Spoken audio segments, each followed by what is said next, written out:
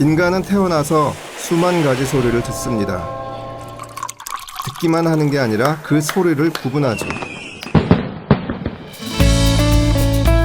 귓바퀴가 소리를 모아 웨이도를 통해 고막을 울리면 작은 뼈들이 그 소리를 증폭해 달팽이 모양의 관으로 전달합니다. 이 달팽이관은 림프액으로 채워져 있는데 전달된 소리가 물결로 바뀌어 청각세포를 흔들고 그 신호가 신경을 통해 뇌로 전달되는 것입니다. 조금은 생소하고 어려우시죠? 자, 이제 난청이 왜 생기는지 알아보도록 할게요. 귀지나 중이염 같은 문제로 소리 전달에 문제가 생기면 이를 전음성 난청이라고 합니다. 하지만 대부분의 경우는 달팽이관 안에 있는 청각세포가 제 기능을 발휘하지 못하거나 신호를 전달하는 청신경에 문제가 생긴 감각신경성 난청입니다. 특히 노화에 따른 청각세포의 소실과 퇴화는 현대의 어떤 의학적 기술로도 되돌릴 수 없습니다. 그래서 필요한 게 보청기입니다. 사람은 20에서 2만 헤르츠의 소리를 들을 수 있다고 합니다. 이 헤르츠라는 단위의 주파수는 소리의 크기가 아니라 소리의 높낮이입니다. 피아노 건반에서 왼쪽의 저음, 오른쪽의 고음을 떠올리시면 되겠죠. 그런데 사람마다 난청의 유형이 모두 다릅니다.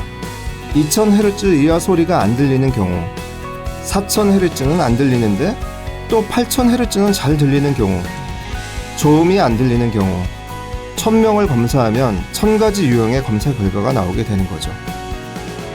보청기는 단순한 증폭기가 아닙니다.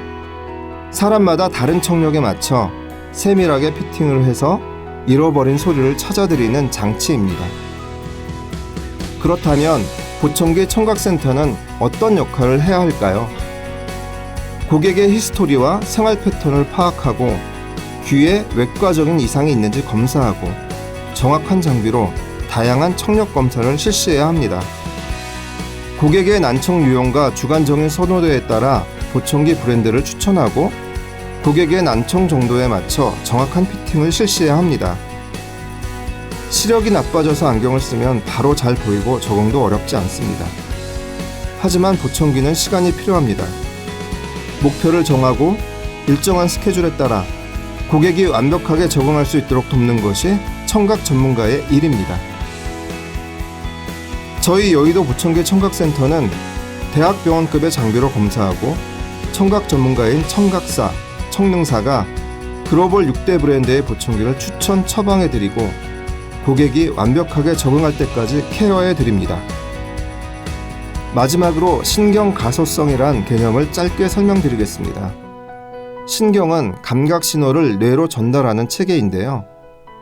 자극과 학습과 경험은 신경 다발을 촘촘하게 만들어 신호의 전달을 수월하게 합니다.